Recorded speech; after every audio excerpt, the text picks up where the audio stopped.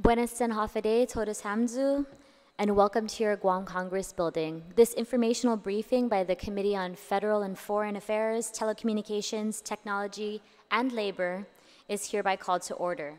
It is now 9:30 a.m. for the record, and in accordance with Section 8107 of Chapter 8, 5 GCA, public hearing notices were sent on Wednesday, January 30th, 2019, adhering to the 5-day working notice, and a second public notice on February 4th, 2019, 48 hours prior to today. In addition, this informational briefing was noticed on the Guam Legislature's website, www.guamlegislature.org. Joining me here this morning is Senator Kelly Marsh Taitano, and I would like to thank my colleagues as they trickle in for joining me. Thank you, Senator. On our agenda this morning are issues pertaining to our H-2B labor workforce. On Friday, January 18th, 2019, the Department of Homeland Security, in a notice published in the Federal Register, announced that the Republic of the Philippines is no longer on the list of countries eligible to send workers to the United States under the federal H-2A and H-2B programs for at least a year, effective January 19th, 2019. This informational briefing comes on the heels of this decision by DHS and its impact on our labor workforce. The truth is that our island relies on skilled labor from the Philippines, and we are better and stronger as a community for it. As chair of this committee, I, along with our concerned stakeholders, hope to work together to fully understand the impact of this decision on our economy and way of life, as well as possible avenues of remedy. And at this time, I'd like to call the panel of individuals who've signed up to testify. Please come forward when your name is called, and we'll begin. Mr. Bill Berry with the Guam Contractors Association. I'd also like to recognize Jay Forsyth with Guam Contractors. Mr. Greg Massey, Guam Department of Labor. And our acting director of the Guam Department of Labor, Mr. Dave De La Sola.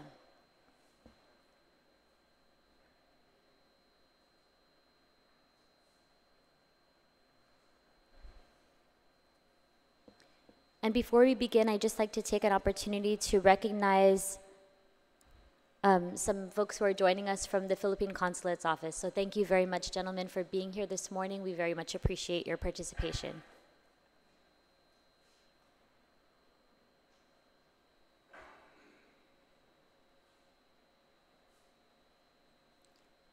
As well as Mr. Tubilis with the Governor's office. Thank you, sir. Mr. Berry, the floor is yours. Hi, good morning, Senators. Glad to be here. I'm Bill Berry, the Chairman of the Board of Trustees for the Guam Contractors Association Trades Academy, better known as GCA Trades Academy. We have been 12 years in history already. My board of trustees that I'm honored to serve with is Monty McDowell from Advanced Management, Mary Okada, the president of Guam Community College, Bernie Valencia of Matson, and then we have Graham Ridley from Smithbridge and Don McCann from Black Construction Corporation. During these 12 years, we have taught or touched more than 3,000 people in the construction industry and given them craft skills and hopefully helped them to advance in the jobs they already had in the industry. We were founded in September 2006, and the GCA Trades Academy offers a wide variety of training programs for electrical, plumbing, carpentry, air conditioning, construction, craft labor, safety, project management, welding, and heavy equipment operation. Classes are open to all abilities and levels, and the Trades Academy focus is to improve the skill of the region's workforce. We are established to provide a nationally recognized industry skills training center accredited by NCCER with the support of DOL and recognized apprenticeship training programs to support the skilled labor needs of construction contractors and related industries doing business here in Guam. We didn't create the Trades Academy just for the military buildup. We created it for our current and future workforce. We have trained these students for the last 10 years in a renovated warehouse in Barragata on the road to the old Nimitz Golf Course. The facility has done us very well, but we are expanding. We've just recently made a business deal and purchased 2 warehouses up in Tejan, and we're going to convert those into classrooms. In other words, we're growing. We got more and larger classrooms, more and larger shops for teaching and hands-on learning. And I think all of this preamble is really to say we're doing a lot locally to improve the workforce skills locally, but we still are going to need more help. There's just so much work coming, and we have improved the head count of locals in the construction industry over the last 10 or 12 years. And I think that's a compliment to the Trades Academy and also Guam Community College. Education seems to encourage people to get into the industry, especially once they find out why they're doing what they're doing. It's a good program. And that's my preamble for the trades. We're running classes monthly of probably over 100 students every month. And so we do have quite a bit of interest, but we are limited population-wise here in Guam. Any questions or thoughts? Thank you very much, Mr. Berry, and we very much appreciate the role that the Trades Academy has played in helping to develop our local workforce. At this time, we'd like to give an opportunity for the Guam Contractors Association to also give us an update, and then we'll proceed to Department of Labor. I understand that you have an engagement appointment that you need to make, so yeah, we appreciate, and if any of my colleagues have additional questions, if you have to leave, we can send those to you, and your response will be included in our record for this informational briefing. So thank you. Sure. Mr. Martinez? I'll defer to our chairman, Mr. Mark Mamzars, and he'll give you a brief history of the H-2B program, and then Mr. John Robertson will update you on our current litigation. Excellent. Thank you, gentlemen. You're welcome. I apologize, sir. Just at this time, I'd like to also welcome my colleagues who have joined us. To my immediate right, Senator Mary Camacho Torres, and to her right, Senator James Moylan. To my immediate left, I've acknowledged Senator Kelly Taitino, as well as Senator Luis Muña, Senator Joe Sanagustin, and Senator Telo Taitugui. Colleagues, thank you very much for joining us this morning. You may proceed. Yes, my name is Mark Mamzars. I'm chairman of the Guam Contractors Association. I'm also a vice president of Black Construction. I've been in the industry for 30 plus years. I first got on the contractors board in 1986. So it's been a while that I've been doing this. The issue before us today has been the issue of H-2s. And Guam historically has been heavily dependent on H-2s. And historically, it's been primarily in 3 key classifications that we've had tremendous trouble fulfilling. And those are carpenters, iron workers, and cement masons. This particular problem goes back to the rebuilding of Guam after World War II. We had Camp Rojas, we've had, it's been a relationship that's existed in this industry for 70 years plus. Now, it seems like after 70 years we should have fixed the situation. And it seems like, a lot of time to try and come up with some solutions. Mr. Berry here is one of our more recent ones. I sat on apprenticeship training committees in the 80s and 90s, working with Guam Community College. I was chairman of the Apprenticeship Training Council back then. And we've been doing the training. But the essence of the problem, as I like to call it the outdoor positions. And I gave you those 3 positions: cement masons, carpenters, and it's really the forming carpenters, not the inside ones, and the iron workers. All of these positions historically are outside in the sun all day long in 90-degree or so weather by mid-afternoon. They're very taxing, they're very difficult, and we have never been able to get sufficient local participation in these industries.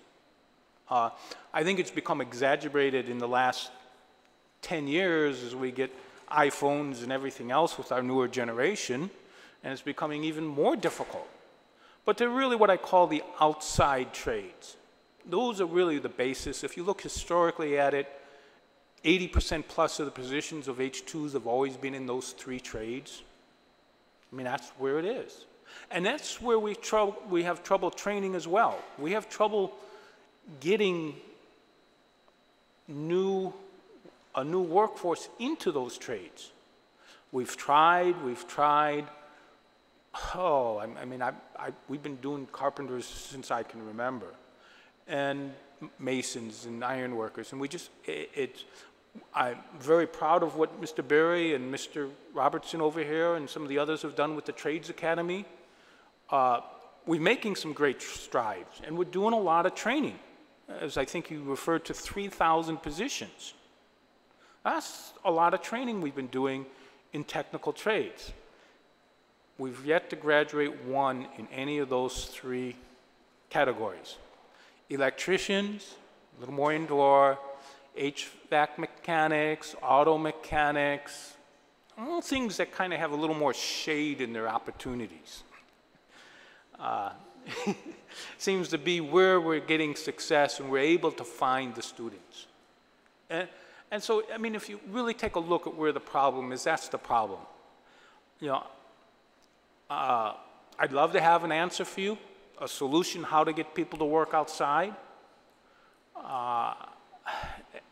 You know, at Black, where I work, we have H2s now because of the buildup as it's coming, but we really didn't have any H2s from 1991 until about 3 months ago. And most people look at Black, we were built on H2s, you know, with our 60-year history, we've had probably more H2s on this island than anybody else, but we haven't had them since 91. This buildup is going to require it. We've got 75, I think I got 14 arriving Saturday. So, you know, the dynamics have changed. The volumes are changing. And I think it's always been an issue, as I say, and I've outlined why I believe it's always been an issue. We've got 3 basic trades that if we don't have those trades, we don't build anything on this island. And, you know, and we've been lucky over the years because we have built this island in concrete. And this island is built on concrete based on those 3 trades. I don't know if any of you have been up to Saipan lately. It's sad. And quite frankly, that wouldn't happen here on Guam because our structures and our style of construction for the last 30 years has been such that we wouldn't have that kind of damage that they had in our homes and everything else. We'd have a lot of damage. Believe me, that was an ugly storm. But we would have done much better because of the way we build things. And that's because we've had the opportunities to use the H-2. John will probably talk a little bit more. He's a little bit tighter on the lawsuit. Some people don't agree with it, some do. We went through every way we could to try and find out what we could do to solve the problem for us. Before we issued the lawsuit was a last act of desperation by the association, and it's been somewhat successful from the point of view what the judges say. It hasn't been successful in terms of getting USCIS to move off the square one. So we still have this problem. I must, at this point, acknowledge the military has been extremely cooperative in trying to help us for things outside the fence, the old inside-outside. The NDAA 18 and 19 both very clearly created this distinction of inside versus outside, related to military, non-related to military. And when that was gotten, it was actually gotten as a compromise. Congresswoman Bordalio had it a little bit broader, and the Senate, the US Senate, kind of cut it back on us each time. So that's kind of where we've been sitting with the H-2s. USCIS reinterpreted the rules and the concept of temporary, and we went from and I think Greg will talk about this a little bit more, we went from a 95% approval rate to an almost 0% approval rate, which has just crushed the industry. We are getting H-2s now, and as I said, the military has been very cooperative. There's actually H-2s on the Subaki Hotel, and that was a sign-off by the military saying hotel rooms are essential for the military in the future too. So they've been very liberal in their interpretation of associated with. And so, you know, I've got to thank the military for theirs. We don't know when USCIS may turn that faucet off. What is associated? And they have the authority to turn that faucet off as to what is associated with. So as I say, we're in a quandary. We're not out of this by any means. We've got a long ways to go. And then, you know, so the first problem is overcoming this inside-outside. And it's absolutely essential that we solve that problem of the inside-outside. Then the next problem we have is this definition of temporary. And all these regulations are tied back to the U.S. Continental. You know, so all these things, once again, we're out here at the tip and being treated as if we were New York or California or somewhere else like that.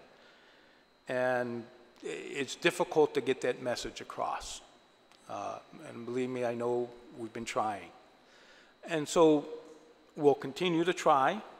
You know, we've been working with everybody we can to try and get that message across to Washington. The buildup. Well, the buildup is really starting quite strong right now.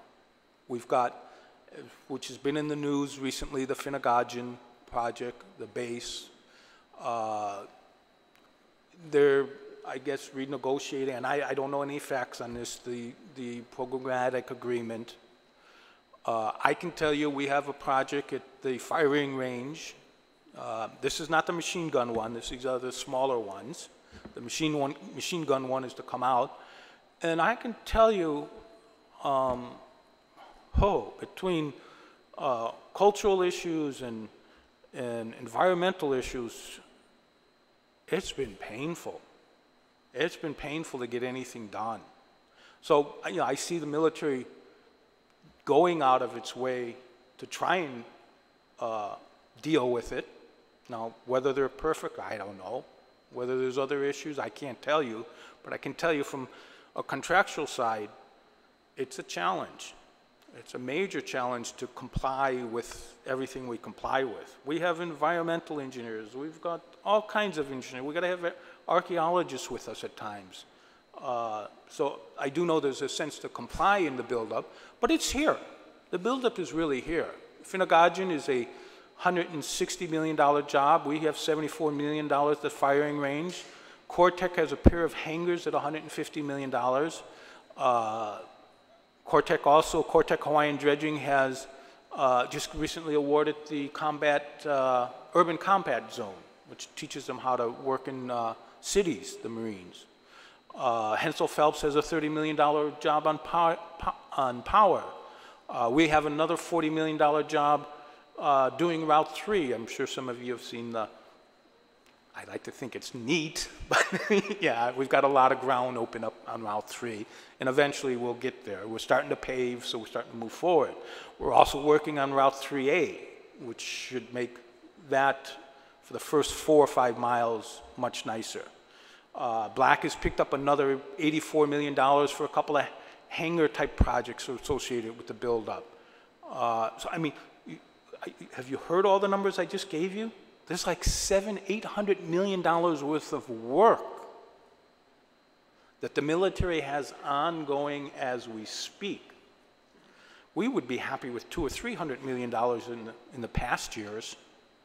So there already is the buildup happening. It's happening, and it will continue to create stresses on our workforce as it grows. I've seen a major trend change. We're seeing, rather than the 3 trades I talked about earlier, we now have operators, we now have electricians, plumbers. We're seeing a lot more trades because we're starting to see the buildups really stress us beyond anything we had previously. And then there's outside the fence where almost nothing is happening. Part of the problem is, as I say, the military has been cooperative in trying to allow projects, but where we're really getting hit hard now is in the small business side. You know, and who builds the houses here? Quite frankly, it's the small businesses. You know, who builds the little strip malls where we can go to? It's the small businesses. And these guys, the problem we're having right now is you got the labor issue, but they're really kind of afraid to try and go for an H-2 petition. It costs you about 10 grand just to get started. So, I want to build somebody's house. Do I go spend 10 grand to hope I can get 6 or 7 workers? And that's the impetus we can't get our arms around right now as to how loose it may be and how far we may be able to get them. But at the same time, we never know when the faucet gets turned off again. When does, it's up to a adjudicator in USCIS to decide when the faucet goes on and when the faucet goes off. And these people are in California. So that's another challenge we have with what's going on right now. The final one is the whole issue of the recent federal registrar and the ban on Filipino workers. I've done as best research as I can. There's 2 issues there. There's the T1, and the T1 is basically a human trafficking petition. In 2017, they issued 191 T visas from the Philippines. Now, when you get a T visa, the actual person involved in the trafficking is not in that number. That 191 are the spouses of the kids, the parents, the brothers, sisters. And so as we break it down, as I try to break it down with 191 of them, it looks like probably 2/3 of them are kids. And, we see normally about 100 spouses. So there's perhaps 100 cases coming out of the Philippines, and they said, you know, 40% were associated with H2s. I know I'd go take 40% of 100, and we're worried about 40 cases. And you know, we're just not sure. We don't believe, I think if there were 40 cases of per year of human trafficking on Guam, that the people in this room would be aware of it. I don't think it could stay underground. I could be wrong. So I don't think that T issue is associated with us. I can't prove it, have no clue, but I just think our media would have pulled up a couple of cases at least if we're doing 40 a year. So I really have a trouble saying that's with us. Now they talk of 60% overstays. Again, historically we've been pretty good. We've got a little bit of an issue in 16, 17, and it's more of a technical issue, so that may be a little bit related to us, but it may not be. We don't know. Historically, I think Greg will talk to you that our overstay rates are tremendous, quite frankly. We do a good job. The Department of Labor does a good job of monitoring the program. We monitor the program completely different than the U.S., completely different. And we do a job of making sure they go home, making sure they do this, making sure they do that. So, you know, again, we don't know where that's coming from. Right now, we're trying to figure out a strategy to make sure it doesn't stay, that we're able to get it removed next year. You know, we've bounced around the ideas. Do we bring in Thais? Do we bring in Bangladeshis? Do we bring in Mexicans? And, you know, and we bounce it through ourselves, and we say, well, our workforce is local and Filipino. It's a mixture of those two. And if we bring in 4,000 of yet another culture in here, what are we going to do? What are we going to do to the cultural fabric? You know, and we look at each other, and, you know, even at Black, we've got a lot of Filipinos who work for us, and it's just a very natural fit for us. You know, and if I had to go somewhere else, I mean, I guess we could. But I think the federal government understood this. I mean, if you go to the very end of the Federal Registrar, it gives a complete out for Guam, at least inside the base. Outside the base is a little questionable, but they've given us the example of how to get around this ban. And it's a pretty broad example. So I'm not sure that they were necessarily after Guam with this H2 ban. I mean, we really don't know what the cause is. But that loophole they created is a huge loophole. You know, and they tell you it. So but nevertheless, you never know when the faucet goes on and when the faucet gets turned off. And so I think it's imperative we work towards getting that clarified and getting it back to the way we were. Haven't seen a real immediate impact on that Filipino ban. Again, I think it's because they've got this little clause in it. We'll know in another 4 to 6 months as we try to move some petitions through. Greg probably has a better handle on that than I do. And that's kind of, I hope I haven't meandered too much for you, but I don't think you guys are as close to the situation as I may be. And I have a pretty good sense of what's going on for the number of years and, following some of these things and how the system works. Many years ago, I sat before the Senate, and I was a strong advocate against shutting down the Chinese in the H2 program because it was abusive. So I've sat on both sides of the fence here. And, at those days, I was very upset because they were paying $1 an hour for the Chinese, and we just couldn't compete. And it was disrupting the industry. And I think it's important to look at it from both sides. I think it's very important we do what Bill and John has been instrumental in developing as strong of a workforce as we can. Now, What I don't think we've looked at in the development of a workforce is not only the construction industry, but we really need to, as a community, take a hard look at what is going to be required on that base from a technical standpoint. Let's try and limit the number of people brought in after the base is built and fill them with local positions. You know, are they IT positions? I got the feeling they will be. By the time we finish this, it is going to be stronger IT. You know, and I think we've got to be looking at that as a community as well, besides the problem construction has. We need to be able to figure out what are the civilian jobs required on that base and how to best make sure they stay with the people we're developing now out of high school and everywhere else.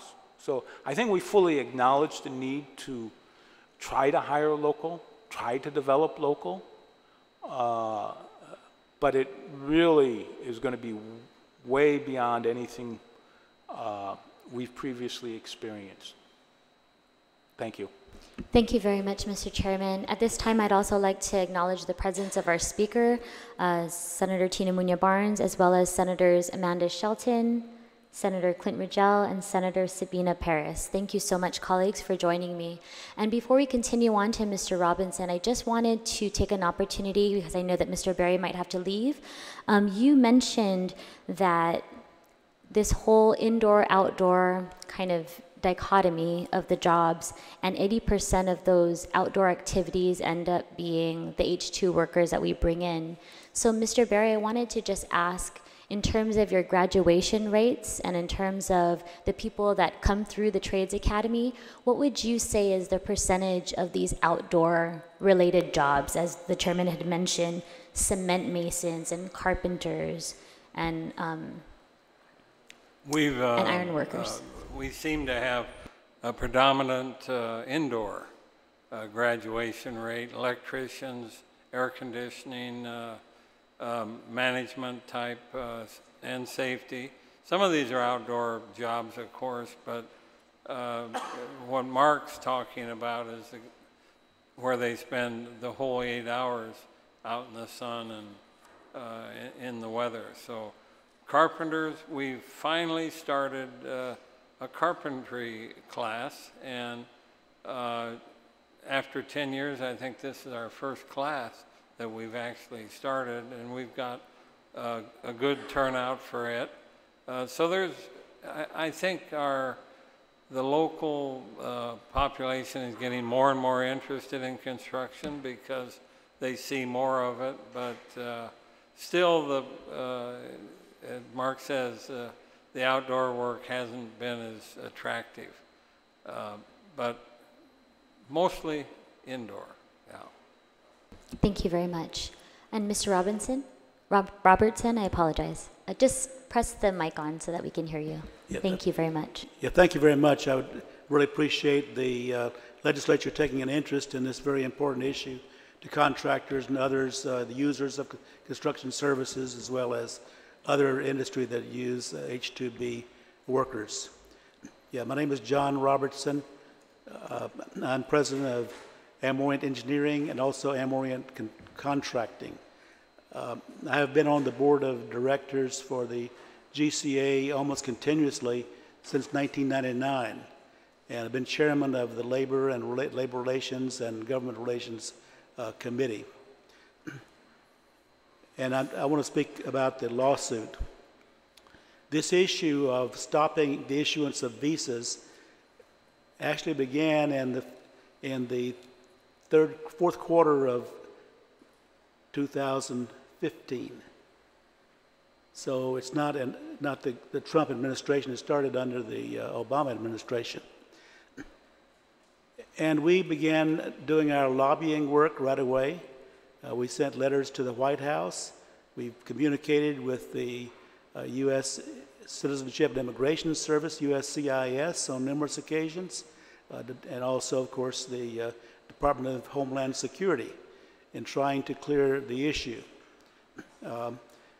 We eventually, in July 2016, were looking around at hiring a specialist attorney to assist us in our lobbying effort.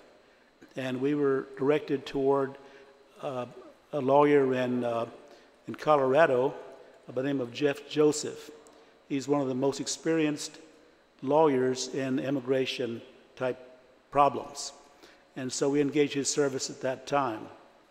And as I say, he assisted us in more lobbying effort with the U.S. CIS. Eventually, that wasn't working, in spite of our best efforts.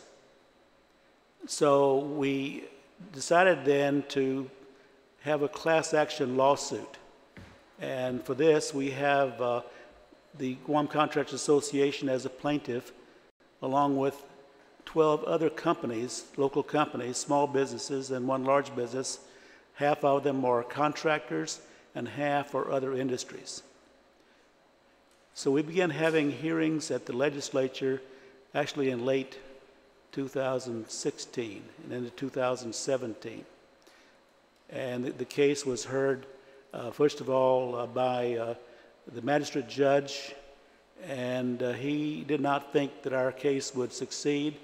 But then the case went to the chief judge, and she saw merit in our case. And we all read the newspapers and follow the news, and we know that other judges, like in Hawaii and elsewhere, they have made rulings that overturned actions by the administration. And so she was wise, I think, in supporting our objective. So in January 2018, she ruled that the USCIS must resume issuing visas. And as Mark mentioned, we did have normally around a 97% approval rate, which went to practically zero. And that was true for 2016, 2017, and 2018, with the exception of military projects. So our focus is largely on projects outside the fence that are needed by the community and by the local government, and so that's been the focus. In July of 2018, the chief judge made another ruling saying that the impact would affect not only the named plaintiffs, which are the ones I mentioned a while ago, but also mentioned any other company that was similarly affected. And that was a big boost. But still yet, that didn't seem to work. And so we went back to our lawyer and discussed, what do we do now? And he suggested filing another complaint against the USCIS, and this time it was for not following her order. What was the name of that? That was the... Failure to comply? Yes, requiring them to comply. And so since then, up till the present day, only one has been approved. And that's just recently. And I think Greg Massey can address this with more clarity and with numbers and so forth. But this is very hurtful to our industry and other industries. Mark touched on the new development where the list of approved countries from which H-2 workers can be derived, the list did not include the Filipinos. And it was for some reasons that are cited in the Federal Register. And we don't believe that the references in the Federal Register go to Guam as much as in the continental United States. But yet we are the ones that are impacted mostly by this ruling. So we took this issue up with Jeff Joseph, the attorney, and he recognized the severity of it, but he said that the GCA is not the right plaintiff. It would require a different lawsuit with different plaintiffs and so on. A plaintiff should be maybe the Philippine government, or perhaps a union from the Philippines, or maybe even the agents that process visas. So that is at a standstill at the moment. What do we do?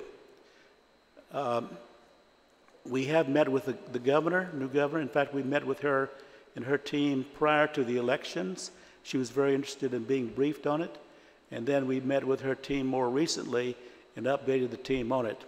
And from the various speeches and newspaper articles that she's written or been written about her, she's on top of it. She plans to fight this issue and will be returning to Washington later this month and plans to meet with the Secretary of Homeland Security.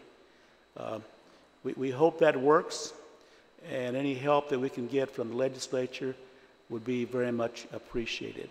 Thank you very much. Thank you very much, Mr. Robertson. We appreciate it. And before we move on to Mr. Massey, I'd also just like to recognize the president of the Guam Chamber of Commerce, Ms. Catherine Castro, who's also joining us. Mr. Massey, the floor is yours. Acting Director, Mr. De La Sola, if you could just press the thank you.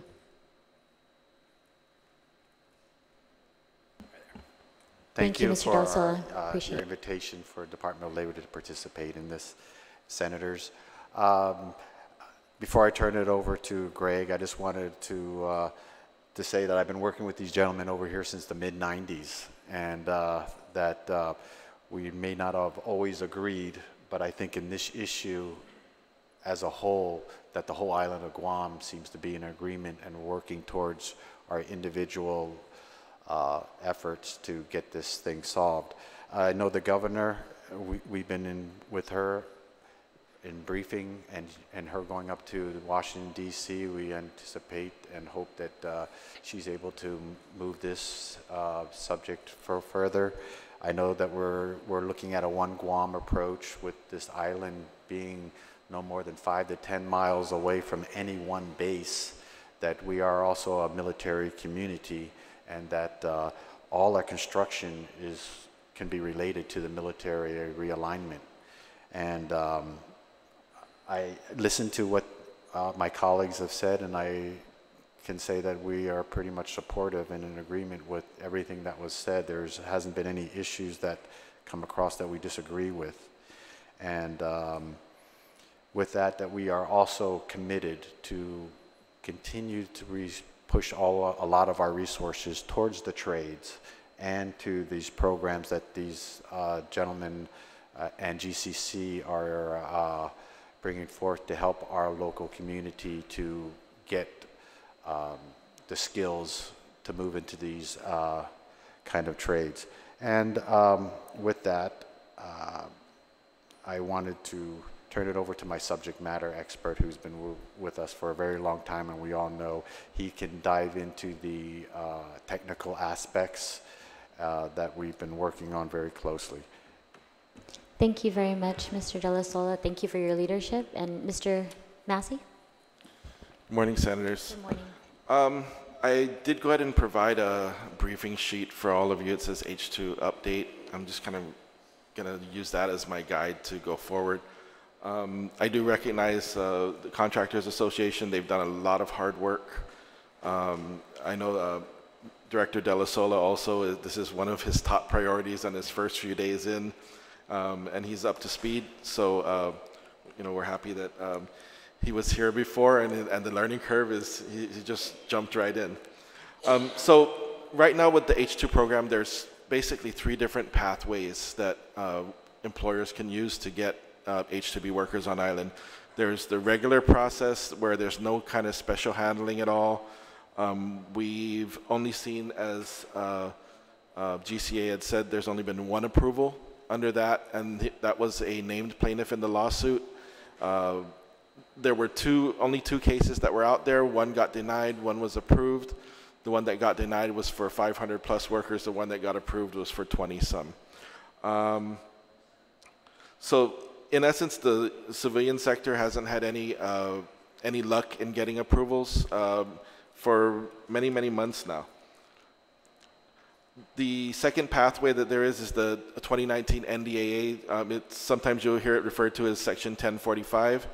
Right now we have a little bit over 1,300 positions, 1,390, that have been approved already. So that's bodies that can already land and hit the ground once they're issued visas in the Philippines. The 2018 NDAA is where it started, and those are for contracts that are directly connected to or associated with the military realignment. And that's kind of a broad, it's a broad language that was passed purposefully so that we It wouldn't be just behind the fence stuff. As they had mentioned recently, the Tsubaki Hotel got approved for workers, and that's definitely outside the fence. So we're hoping for more test cases for employers coming through and trying to petition for those kind of projects that are kind of associated with the military realignment. The 2019 NDAA changed it a little bit. Initially, there was a 4,000 worker cap. The 2019 NDAA removed that 4,000 worker cap, so there is no limitation on the number of military realignment or associated projects. And it also extended coverage to allied healthcare workers. So allied healthcare workers can come in as long as their facilities are serving both civilian and military clients. So far, we've had a 100% approval rate on the NDAA, we call them NDAA exemption positions. So as GCA had said, we feel that USCIS has been kind of liberal. They haven't ratcheted down as much as they could have, so that's a good sign. The third pathway would be the GCA lawsuit. Well, these are not official names, but we just kind of call it a GCA lawsuit petition. And those are where right now there's a preliminary injunction in place. Basically what the injunction says is that USCIS is not supposed to be denying class members based off the rationale that they denied them in the past, which was on temporary nature. And as Mr. Robertson had said, GCA has gone ahead and filed for a motion for contempt to hold USCIS in contempt of court, and that's still pending with the magistrate judge right now. So those are the three pathways. The significant developments that have come, and again, you know, you've got to kind of look at this in general.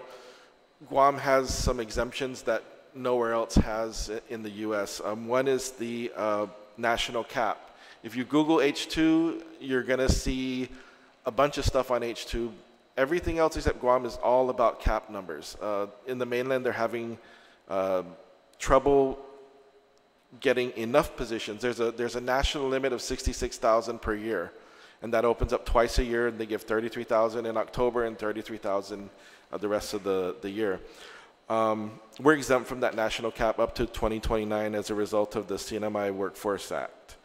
Also, there was a bill introduced by former Congresswoman Berdallo, HR 6480, which we had worked on the verbiage for that, and that was our legislative fix. Unfortunately, that died in the last Congress, so maybe that might be reintroduced or something similar could be reintroduced, and that would be the fix for both inside and outside the fence. I kind of spoke earlier about the Tsubaki Hotel. We are hoping that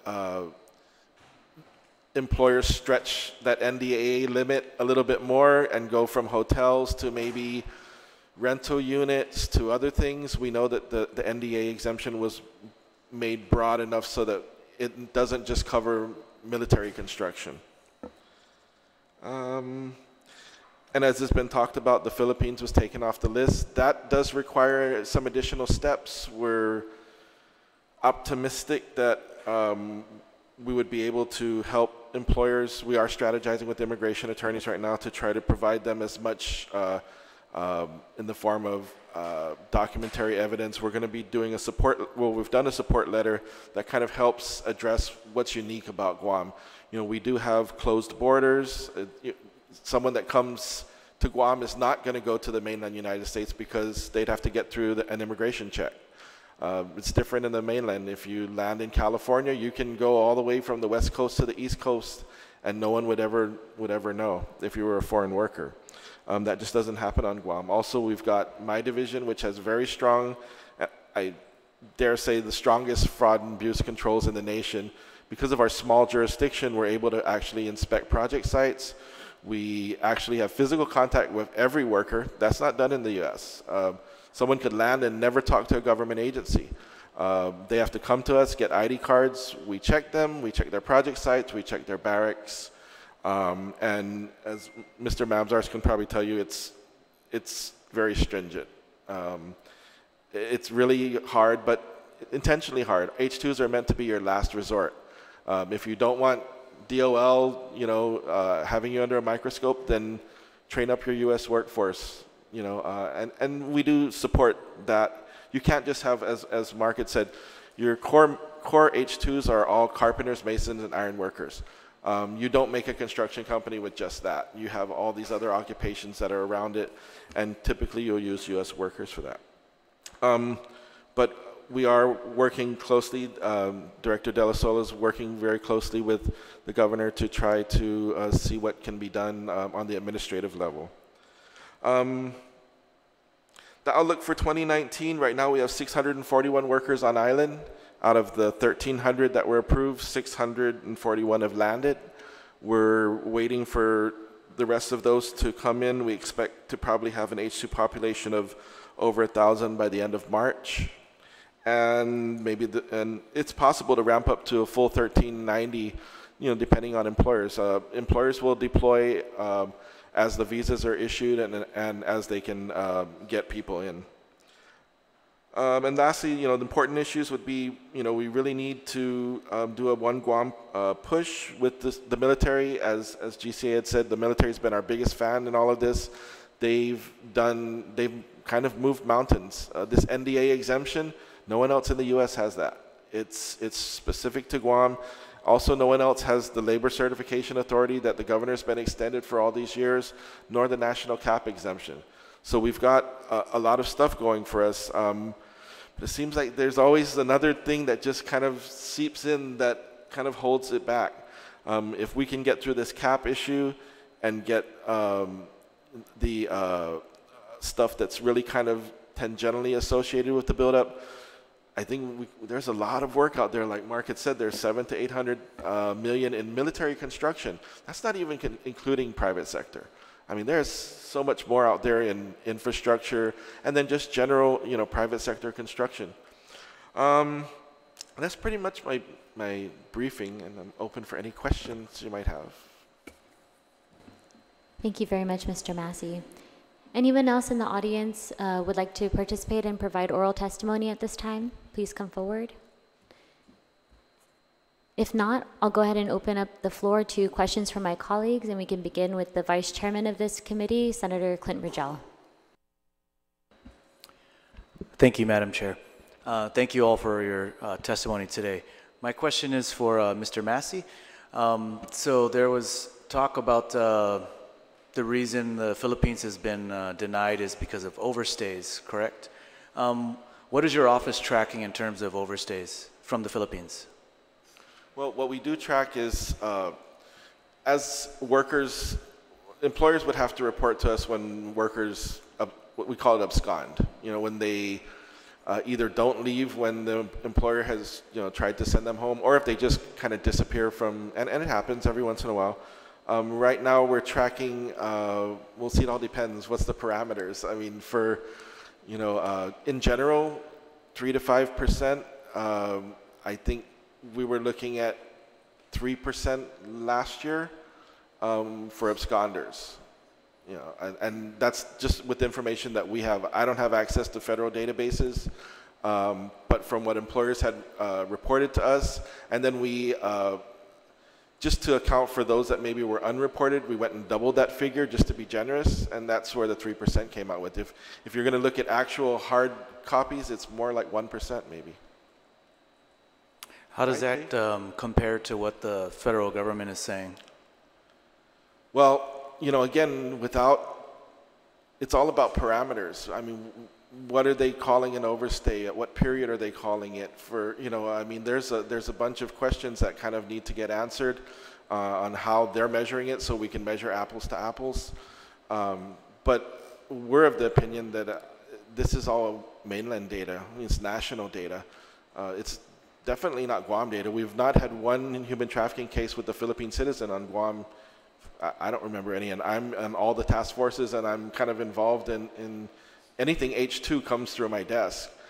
We did have one human trafficking case that involved Malaysian citizens about 3 or 4 years ago, and then there was the Blue House. That was the only 2 human trafficking cases I'm aware of. We've been trying to get information on how they quantified that 40%, and we haven't been able to get anything from them. So without that, then we just basically had to go with what we had to work with. And there was mention of getting H-2B workers from other countries. How different would that be paperwork-wise? Paperwork-wise, there's no, well, I mean, with the list now, there's a bunch of extra paperwork burden that might come on, but it's just the same as bringing in, if you're going to bring in from Korea, it's just the same, or whatever country. There's not really much of a difference. The difference is really in travel costs and the impact to, you know, kind of like they said, our fabric, you know, say we tried to bring in workers from Mexico, hypothetically, you know, the cost to do that is way different, and the logistics to do that is way different. So that's going to equate into higher construction costs and longer times. I mean, the infrastructure is not built up for getting workers from the Philippines. No one, I mean, from Mexico or other countries. It's really something that we haven't done, you know. And maybe the contractors can answer more about what it would be an effect to them. But on our side, the paperwork wouldn't be much different. We've explored it in our company and many of the companies. It's just so much into the fabric. And for us at Black, we're probably quite a bit different. We do about $25 million worth of work a year in the Philippines. So a lot of the employees we bring over are our own employees already. So it's truly in our fabric. It's truly part of what we are. We've explored, I think we'd probably maybe look at Mexico because we think we'd get the most English there. I mean, the biggest problem we have is communication that we're concerned with. And that's, you know, when we look around, it's like we've got to get something that we can communicate with. We've got to have, you know, usually a basic understanding of English. You got to, you know, you're on a job site and something's going to hit somebody. They got to understand the word stop. You know, and if they don't understand, I mean, I'm being very basic there, but if they don't understand the word stop, we could kill somebody. You know, and so I find it, when we look at it, more of a language issue than anything else. And also just, you know, we've got the ties, we've got the methodologies, the ways to recruit, the ways to screen. Screening's a big challenge, making sure you get skilled workers. And so we've got many of the companies have those kind of things established. The infrastructure is sort of in place already for the Philippines? Yeah, and to go to a place like Mexico or somewhere else, we'd have to rebuild that infrastructure.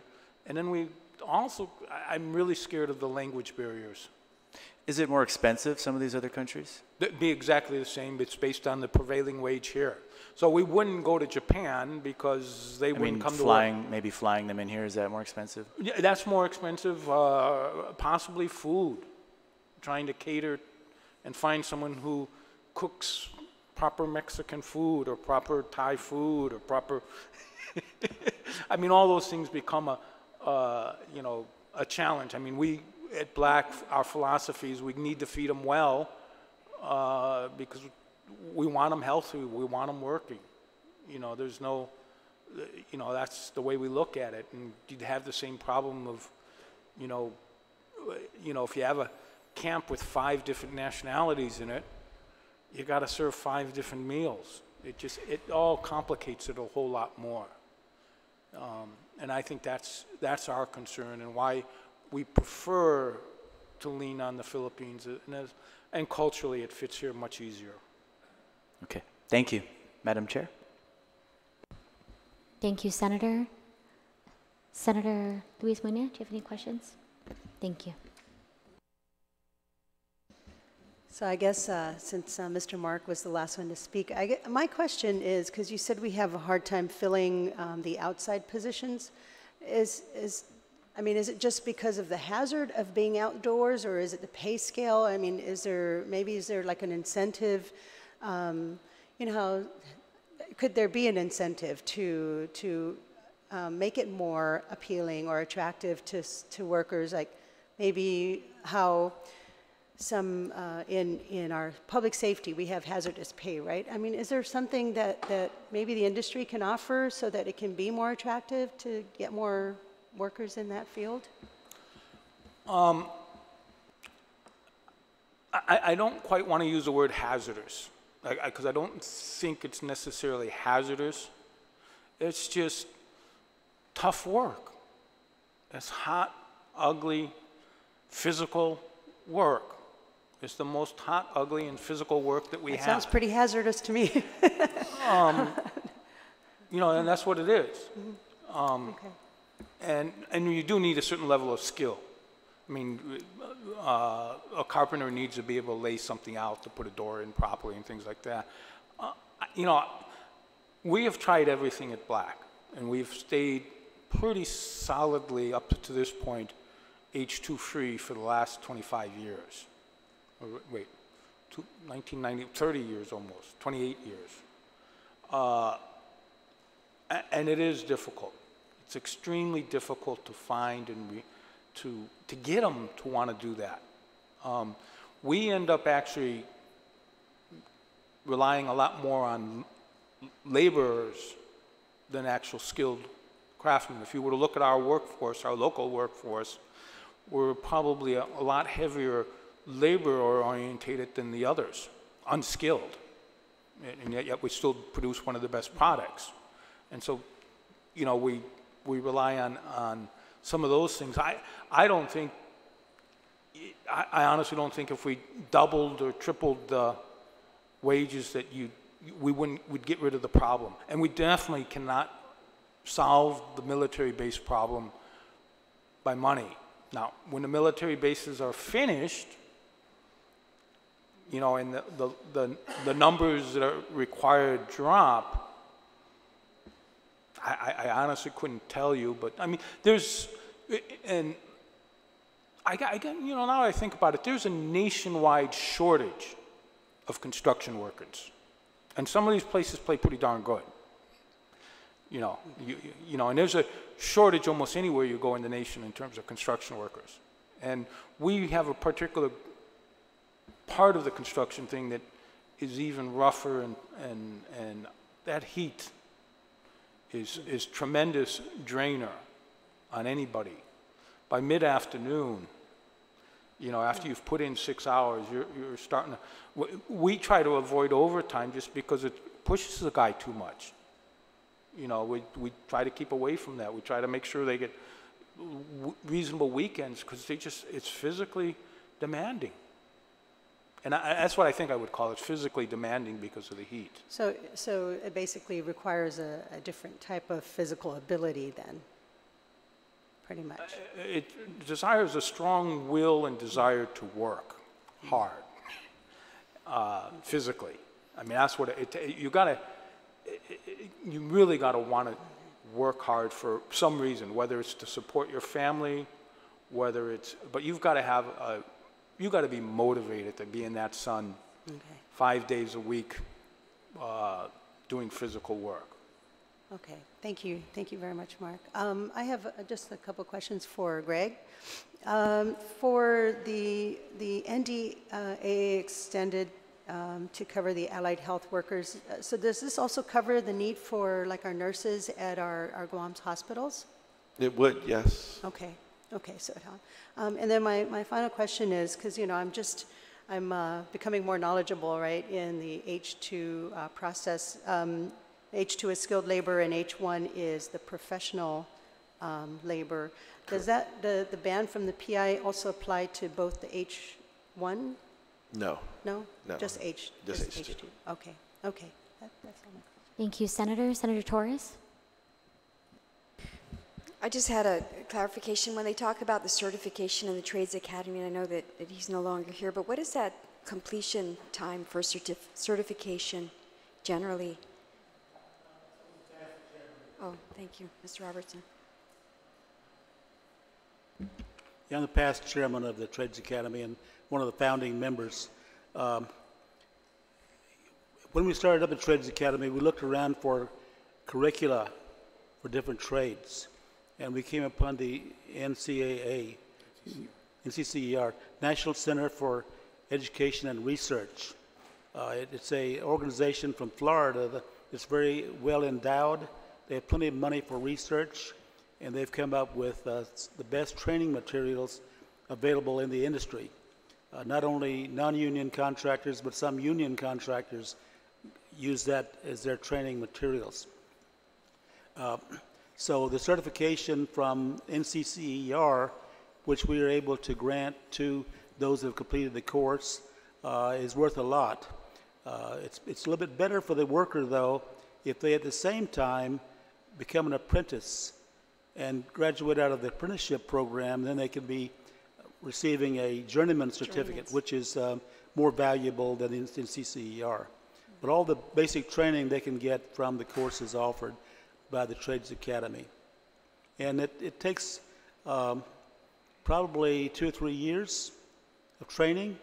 Right. And meanwhile, they're normally working at the same time, so they get on-the-job training concurrent with their classes. Classes are at night. Our instructors are generally tradesmen themselves or foremen. So they're people that are skilled themselves in their particular trade. And I learned just recently that one of the supervisors at the Port Authority, who happened to start out as a welder, he's the one teaching welding classes for the Trades Academy. I'd like to also just insert here that we have a very good working relationship with the community college. Mary Okada has been very helpful in working with us because we have the same objective. We offer courses that she doesn't offer, and she offers courses that we don't. So it's mutually advantageous. Also, through that association with the GCC, we were able to take advantage of the funding for students that need help in the funding. I'd also like to mention that a good 50% of our students are self-pay. So in others, they're under scholarship or have outside income. Some employers are also supporting their students, but it's really encouraging to me anyway to see that the students themselves are self-funding their way through the program. Thank you, because then what you've just described is in fact a program that is not only sustainable but has a succession plan, and the fact that they're journeymen and they have more to offer and they perhaps have the opportunity to advance in their respective career paths. Is that correct? Yes, that's correct. Okay. And the journeymen, they eventually, if they stay in the trade, which they normally do, they can eventually become a foreman and maybe a superintendent. So there's a upward path that any of them can take. Some even go up to become a project manager, which requires some book learning, but they have the smarts in order to get to that level. Can I just add that actually the only distinction between the certification from the National Center for Construction Education and Research and the U.S. Department of Labor apprenticeship certificate is that the USDOL journeyman certificate requires a high school diploma in order for them to get that credential. The NCCR credential is a nationally recognized credential that does not require a high school diploma, although we do encourage our students who attend the Trades Academy who don't have a high school diploma to continue their education through GCC program to attain the USDOL certificate, journeyman certificate. Some have availed of that, others have not. So that's the distinct differences between the two, but as John would say, the USDOL would become more valuable in the sense that it does require that high school diploma. You had a question about the success rate. I think anybody who works 40 hours a week in the construction industry and then goes to school at night for 4 years, because most of these programs are 4 years, you find are the type of people who climb the ladder. They're motivated. They're gonna. So I would say we find a lot of success out of true 4-year graduates. Most programs are 4 years. Not only is there 4 years of academics, there's 4 years of on-the-job training, which is broken down into key areas. So if you're a heavy equipment operator, you got to spend X hours on a crane, X hours on a backhoe, X hours on a roller. And so those are also requirements. If you don't get the proper on-the-job training, you also don't graduate. So it's a combination of what we're able to develop them on-the-job skills with the after-school training. And quite frankly, those that make the 4 years tend to be very, very successful. I just want to bring up a couple of other issues on that. I think, I'm absolutely thrilled with the attendance we've had of the senators today. I know we've had all but 2 senators, and I'm sorry, I don't know which 2 senators it was, visit the trade academies, and we encourage those last 2 senators to come visit us, because I think it gives us an opportunity to show you what we're trying to do. I know Jay Forsythe has been coordinating that. The other one I would like to mention is the H-2 fees. The H-2 fees are $2,000 a year now, fairly substantial, and it's creating a lot of money. Historically, in working with GCC, we've been able to get some of the money moved to Trades Academy. And we've always had this little thing of, well, our industry is paying most of these $2,000 bills, and we just like to try to make sure, and it's always been a gray box, it's been a black box that gets rated periodically. And we haven't necessarily always been able to put that money back into training. So, anytime you guys get involved or oversight on that, I would appreciate your assistance in trying to make sure that money does go back into training, because that's what it's really more or less aimed for. And we appreciate any assistance we get in that, because some of it does trickle back to the Trades Academy, and that has always helped for us to sustain the program. Thank you. I just want to thank all of you for sharing the information. This has been absolutely invaluable. Department of Labor, your outline is excellent. And it just gives us the opportunity to understand what is not so obvious to those that are not in the industry. So I truly appreciate your briefing today. I've certainly learned a lot from you. Thank you, Senator. Senator Taitukwi? Thank you, Madam Chair.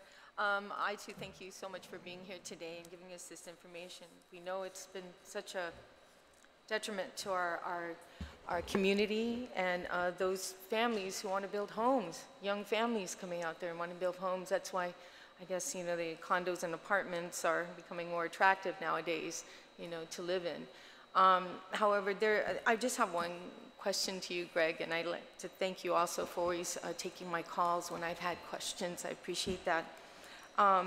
In this section where you says significant development, the 4th star there indicates Philippines taken off the list of H-2B eligible countries. Possible. You put the word possible that NDAA exemptions cases not affected. So it is either does affect it or not affected, but possible. What is the... Well, the reason for putting possible is we're still waiting on test cases to go through. Remember, this issue just happened a couple weeks ago. We haven't seen any actual live cases go through the pipe yet. So, the writing's on the wall, but we don't really know. No one's been denied yet. So we're waiting on those test cases to go through. So from the time of the moratorium until today, any of the military buildup workers have been currently approved?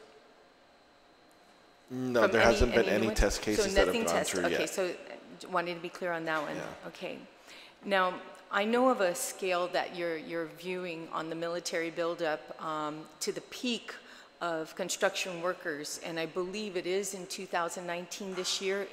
Are we going to reach our peak in 2019 or 2000? I think it's 20. 20. It's 20. Okay, so a year from now. So anything can really happen. Yeah, at that point we're looking at potentially needing about 4,500 H2 workers. Okay, 45. And where are we at right now? Right now we're at 1,390. Well, that's the number of approvals. 1390. Yeah. So we're going to have that test happen very soon here, right? We see if should it goes know through? more in the next 30 days, I would think, 30 as days. more cases come to the line. You know, there's not stuff being filed every day. Okay. You know, ever since this H2 crisis happened, the activity has been significantly slowed by a chilling effect that's been created. Right. So employers a lot of them are just holding their cards, trying to see what the trends are that are coming out. Yeah. So there's going to be some effect. Whether or not it affects the military, the NDA exemption cases remains to be seen, and how that's worked out. We're hoping for the best. Yeah, and I would like to know as soon as that happens, once one of them come in for the request from the military buildup, whether it's going to happen or not. Okay. And I'd just like to add that we do have verbiage, but what the test cases will provide is information. A lot of it is at the discretion of the USCIS. So we don't know what is going to actually happen, or what kind of latitude that they're going to, or restrictions, or what kind of requirements that they're going to put in, and that won't be obtained until we actually put in these certifications and see what their replies are, or what they're going to require, or how lenient they're going to be. Okay. So, like I said, it's all at their discretion. So until we know what actually happens, then we don't know what to address or what to do. Okay, thank you, Acting Director. Thank you, Greg. It's employer-driven, so it's not really Department of Labor or the government of Guam. Exactly. It all depends on the employer to go and file. But what we're doing is giving them as much support as we can, so that when they put in their petitions, they've crossed off as many of the action items that they need to try to get the best chances of an approval. Okay, thank you, Greg, and thank you, Madam Chair. That's all I have. Thank you, Senator. Senator Paris? Yes, thank you for being here today and providing information about the impacts to labor due to the visa denials. There's a couple of questions that I have regarding, first of all, what is the impact of the denials to the cost of the projects? Have you come up with a figure of the overall impacts economically? Are you talking about just in general from 2015, or about this list? Yes, so like how's it impacting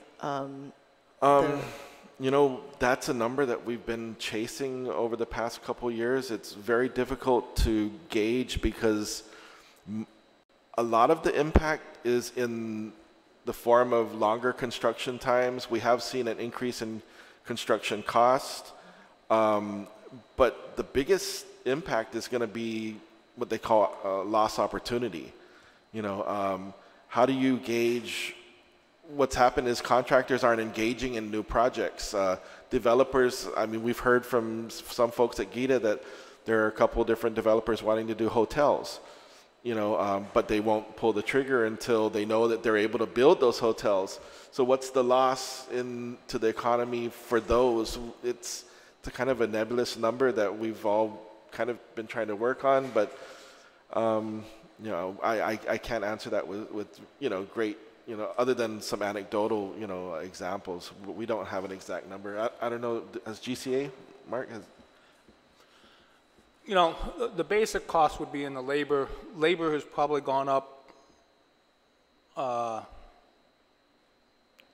since 2015, maybe 15, 18%, somewhere in that range, the cost of labor. It may be a little bit higher in what we call the, a lot of your home builders are on a cash basis. Now that's moved a little bit more than the stable, bigger companies. That may be a little bit higher. And labor is only, you know, is normally 25, 30% of your cost. So the overall impact probably to a house is somewhere in the 5 to 10% range. And I don't think on the extreme due to the labor shortage and the labor cost. I think the bigger cost is that if you want to build a house, you got to bid for it. You got to be willing to pay the contractor more so that he will build your house. You know, you're going to have to give him more incentive. I forget who I was talking to, but I was explaining to someone a lot of our home builders are small businesses, all right? They work with 10 to 15 employees, and they're really small if you look at them. And the labor force moves back and forth in those particular groups. But if I'm a small guy, and think about this, I'm a small guy, I got 15 employees, and if I'm building a house that's sponsored by a bank, that's got a bank loan on it and being paid, well, I'm required to put up a bond, all right? So here I am, a small business trying to put up a bond, all right? Well, in order to put up that bond, what do I need to do? Well, I got to put up my own house as collateral to the bond company. It's no different than getting a loan from the bank. I got to put up everything I have as collateral, literally, to the bonding company in order to bond the job and do the work. All right? Now, all of a sudden, I've got a situation where I've got 10 workers, and where do I employ them? Which project do I take? And which project don't I take? And so I think some of the driving up it comes back to the risks that are being forced back onto the contractor. All right? And the contractor, these costs are probably, is costing us more because contractors are generally, instead of building a house in 9 months, are building a house in a year and a half. And when you spread those costs out, you've got more overhead type costs associated with it. So I don't know that the driving factor of the increase in housing is necessarily purely due to labor wages. I think it's more to a supply and demand and a risk factor, a risk of, am I willing to put up my house to build your house in this environment? And I think in a lot of cases, that's not the reality right now for a lot of these little small businesses. They're instead of building 3 houses a year, they've cut themselves back to 1, maybe 2. And that's what's creating this crunch. Now, on the other side of the coin, you don't see a lot of construction going on that could or should be going on. Because, quite frankly, none of us are really bidding aggressively outside the fence. And so you don't see some of the other work occurring that really should be occurring in the growth of this economy. And we're just not doing it because we don't want to take a risk. You know, the risk of trying to take on a project that you don't know if you have the labor for becomes tremendous. You can't finish it, liquidated damages. There's all kinds of factors that make us hold back. So I think those are some of the greater impacts when you look at them versus just a pure dollar impact. Although, I mean, realtors would probably give you a better indication of it. They probably, than we would, but I would, you know, my guess, and we're not in the home building. So I have a little bit of trouble going to the home building. But my guess would be there is probably like a 20% premium now altogether on housing, but the real estate industry probably can give you a better recap on that than we can. Thanks. Thank you. Other questions are related to building resiliency in the labor market. So I do appreciate that you guys are making strides to grow our local workforce and by partnering with different like institutions here on Guam. The question that I have is, are there innovative approaches that you see in the nationwide, considering that they have difficulty also recruiting construction workers? There is a national industry initiative right now to try to recruit more women into our industry. And likewise, we are also following suit, and we've been doing this for the last 10 years. And our target market to start this program or to initiate this program is with the middle and the high schools. What we provided for in the last 10 years was a program called Pizza Pop and Power Tools. And it encourages young women to come into the industry and have hands-on experience. First of all, talk to other craft professionals in the industry who are women, and then also to have the opportunity to learn how to operate and touch some of the tools and equipment that we use in the construction industry. This interactive approach has been very successful in the past few years that we've been doing it.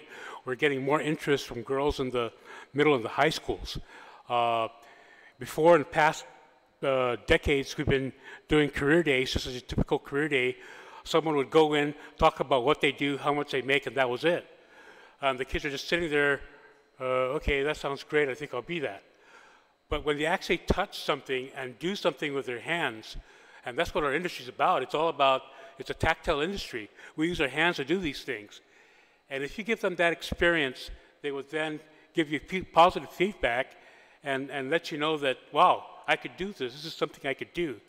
And so, like I said, in the last few years that we've been doing this program, has been quite successful. We've got a lot of girls that are actually interested in joining the industry. And we've got to keep this going throughout because, again, we started out middle school, so by the time they get to high school, they would have another choice in choosing a career path. They can choose to go to college, or they can choose to go into a trade or a career and technical type job. So we've been doing that quite a bit. Then we've got some inquiries about, well, that's fine and dandy for the girls. How about for the boys? So we created another program called Construction Warriors, which is actually both boys and girls. And it's a field trip, similar event. They get to touch and handle the equipment of the trades. And we did this at the University of Guam field house, or the football field. And so that was, we did that, our first program was done just last year. And then a new program that we're starting up is actually in conjunction with another national organization called Power Up. Power Up was similar to the Pizza Pop and Power Tools event. It was founded by Dr. Mitty Cannon. She's from a big contractor in Alabama. And so we're trying to join forces with her to bring this program up. It's called Power Up. It's a mother-daughter thing. And so now we're trying to engage mothers and daughters to look into the industry, but also engage in the academia. So we have teachers and counselors also involved, as well as contractors and suppliers and vendors. So these initiatives are going on throughout the whole United States, and we're proud to say that we're bringing in here to Guam, and a lot of it is because of our affiliation with the National Center for Construction Education and Research. This is an initiative under the Build Your Future that they're trying to do in light of the national shortage of workers in construction industries. So that's just one resource. So we've got to balance the two. We've got the H-2B workforce that we still are badly needed, and it's still a necessity for Guam, but we also have to develop a sustainable workforce for after the buildup.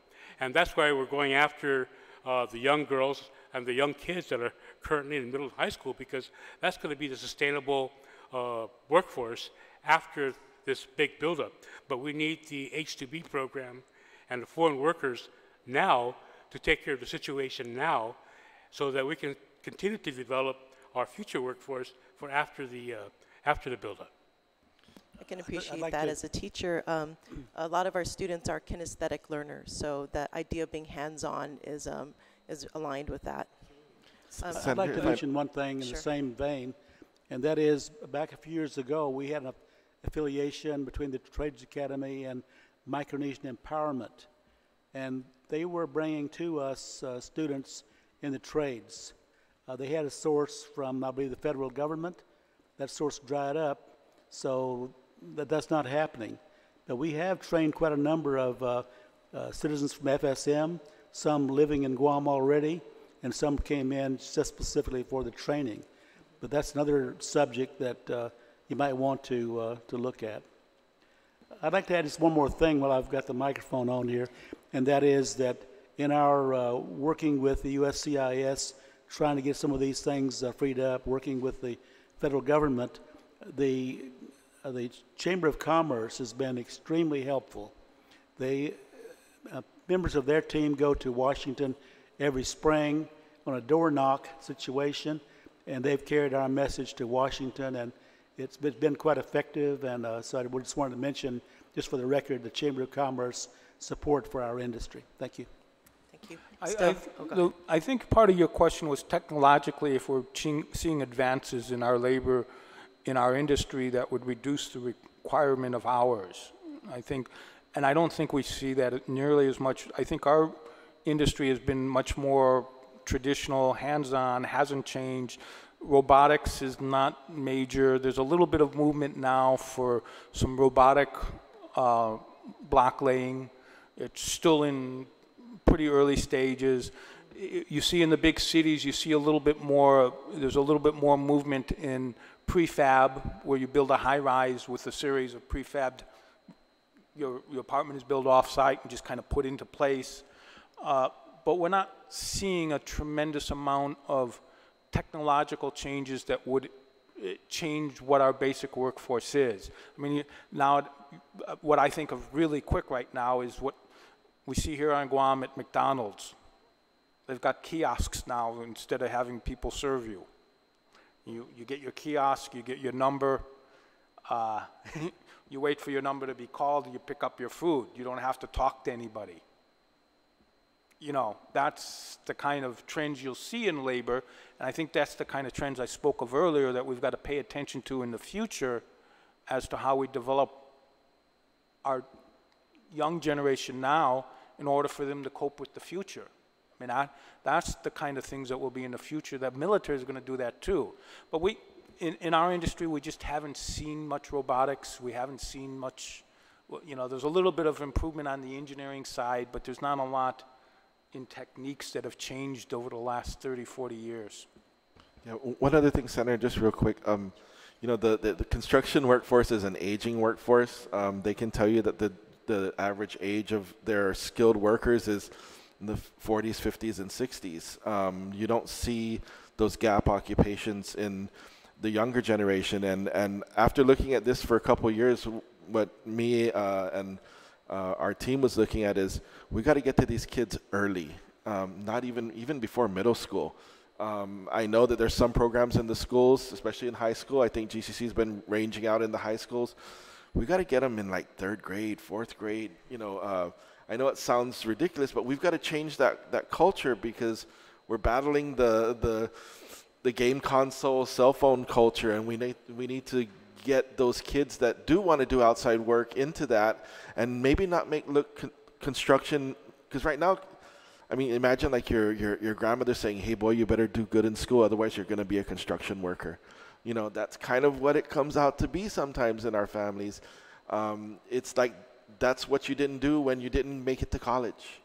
You know, we got to change that culture around and get the kids interested and make sure that they know that this is a good paying job and it's an honorable job. And it's not something that's you're going to do if you didn't pass your college prep courses kind of thing. Yes. Thank you. Just sorry if you can humor me a little bit more. So about recruiting abroad. What are the procedures in place as far as recruiting stateside workers?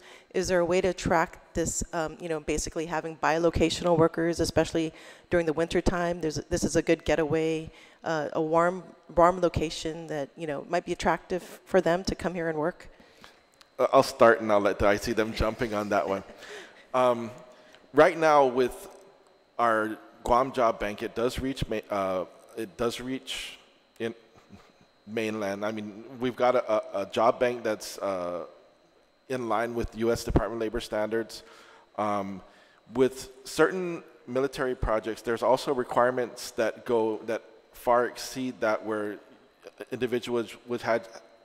companies would have to actually reach out to California, Alaska, Washington, Oregon. All these years that I've been here, we haven't been successful in attracting U.S. workers for the gap occupations.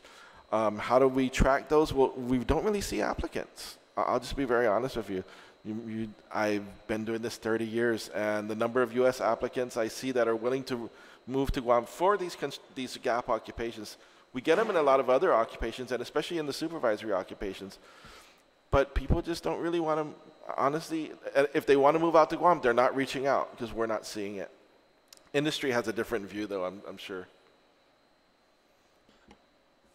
In our particular industry, the craft workforce is somewhat mobile in the U.S., but that mobile craftness is from one state to the next.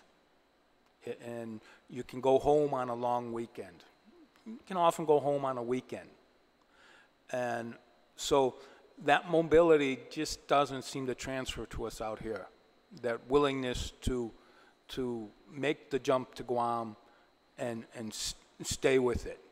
And I think that's really the heart of the problem.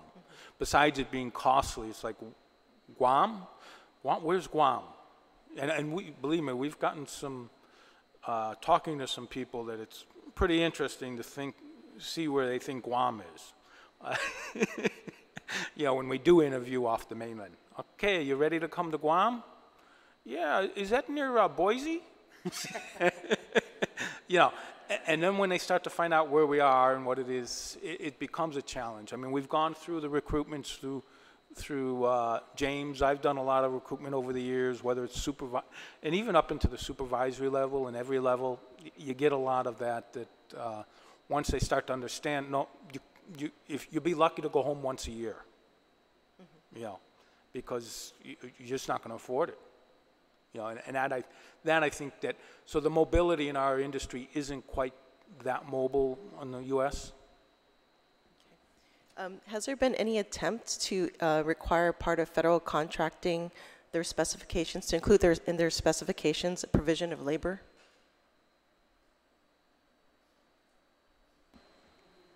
So when, you know, when contractors, when federal projects they're writing up their specifications, I mean, because of the shortage of labor, do you think it is worthwhile to lobby these federal agencies to include labor as part of their specs? There are a lot of labor provisions in the specs. I mean, literally all the federal labor laws are in the specs. Davis-Bacon Act, usually regarding wages. So they do quite a bit in the specs regarding the protection of the worker, if that's what you're referring to? No, I'm actually talking about provision, that these companies actually have laborers in hand. So rather than them looking for workers here, the contract would provide the workers. I mean, is that something worthwhile? All right, so you're saying a company from Texas brings its workforce with it? So let's say you're trying to, you're competing for a bid for these federal projects. And so part of the specifications are that you're going to provide that labor. Is that something, so rather than our community having to, I don't know, is that something worthwhile? You would basically shut out every local company. Let's say that well, for large jobs. So let's say that the job required 500 workers. You're saying that only someone who can show that they've got 500 workers on board right now at the time of bid is able to get the bid. I wouldn't see that being feasible. How would you keep a workforce if you don't have the project in the first hand? Construction's all about staffing up and staffing down. I don't see how that would. I get where you're coming from, but I just don't see how it would be even economically possible at all. Okay. And then you would shut out every, you know, a lot of times what you'll get is you'll get a contractor who they got multiple jobs. I mean, how do you? There's just too many pitfalls in that, I would think. Okay, what about the recruitment from the Philippines? As far as, because you mentioned in your report, there are currently 641 on island, and you're trying to recruit more. Are you seeing a trend as far as do you see any trends down as far as recruitment happening over the years? Seeing trends down? Yeah, so as you know, if you look back, has there been less availability? Well, yeah, construction in general is cyclical. There was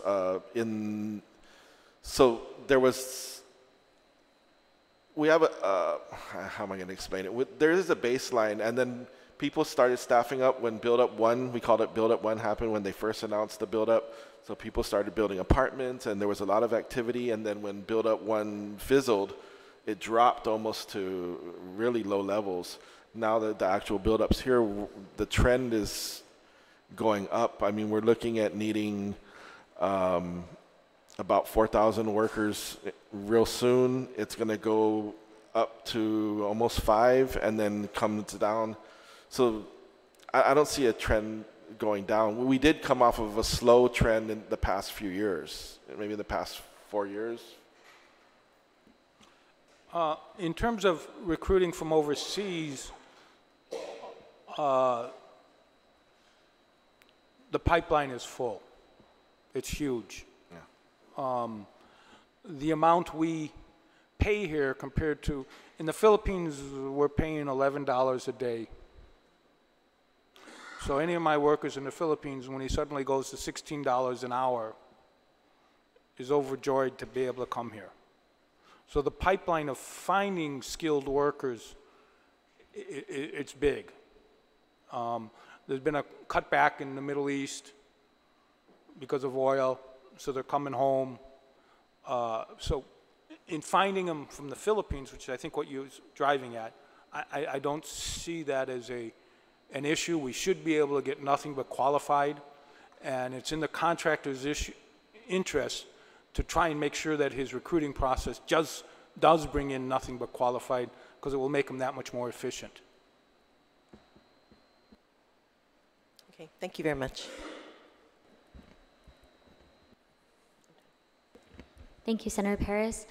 Before we conclude this morning, I just want to give an opportunity for Mr. Joe Roberto to share some of oral testimony with us as well. Thank you, Senators. I appreciate everybody's time this morning.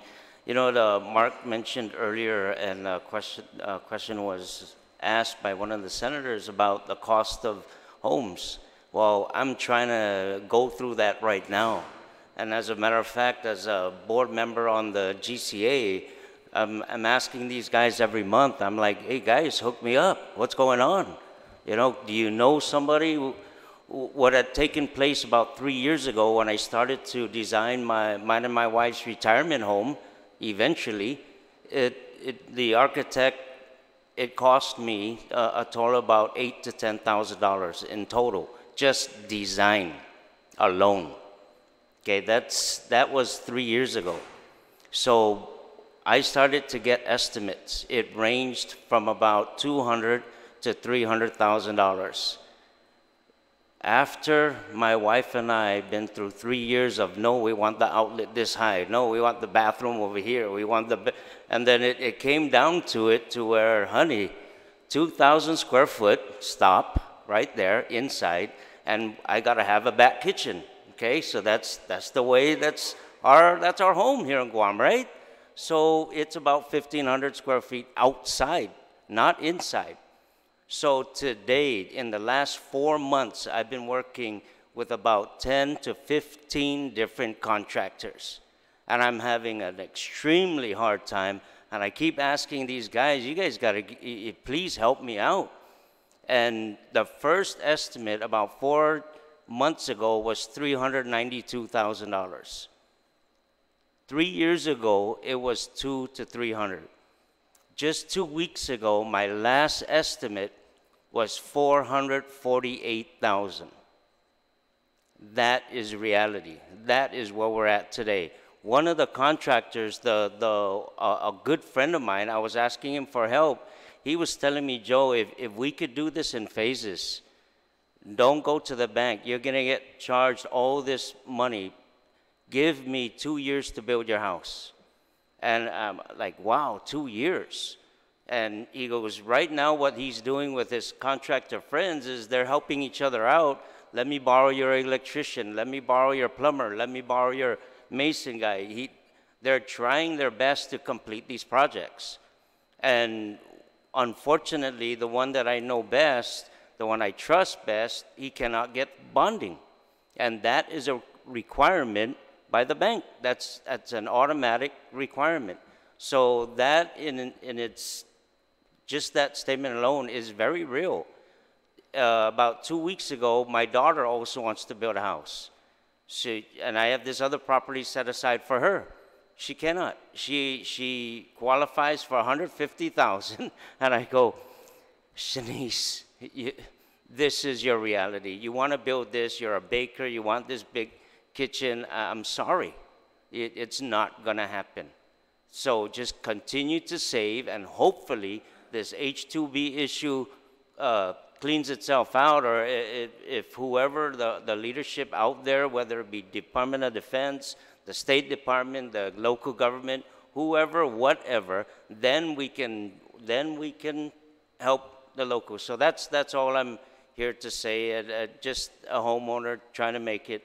Thank you very much for these guys being here. They really, they got a lot of work in base. I just wish we would get rid of that fence. So everybody here on Guam is related to the military.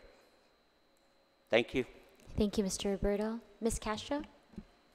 Good morning. Thank you for the opportunity to speak. And I just wanted to thank the contractors and the Department of Labor for all their hard work. The Chamber has been working collaboratively with everybody here at the table for a number of years. And so I guess I wanted to let everybody know that in the number of years that we have been taking this to Pacific Command, the Pentagon, and to the Hill, and you know, we've been slightly successful in the NDAA 2019. We're very pleased that we were able to at least give some relief for our island. We have been advised that, you know, really we know that the DOD is with us. We know that the DOD is supporting Guam, and this is really an administrative issue, and we have been advised to work directly with our Guam administration, our Guam leaders, the legislature, to see if we can work with the White House and see how we can resolve this particular issue. You know, we've taken it far, and there's so much resources that have been put into this particular issue, and what we really need to do now, you know, really take this one Guam approach and work collaboratively with our new governor here at the legislature and our congressmen to see how we can get an audience with the Trump administration. And that's really where the buck is, and that's where we need to put all of our efforts now. Thank you very much. My colleagues have any additional questions for our stakeholders? If not, I really just want to take the opportunity to thank you so much. Again, this informational briefing comes on the heels of this decision by DHS and its impact on our labor workforce. Again, the truth is that our island relies on skilled labor from the Philippines, and we are better and stronger as a community because of it. So I sincerely want to thank all of our stakeholders and all of those who provided testimony this morning. And I hope that we can continue to work together to address the impact of this decision on our economy and on our way of life, as well as possible avenues for remedy.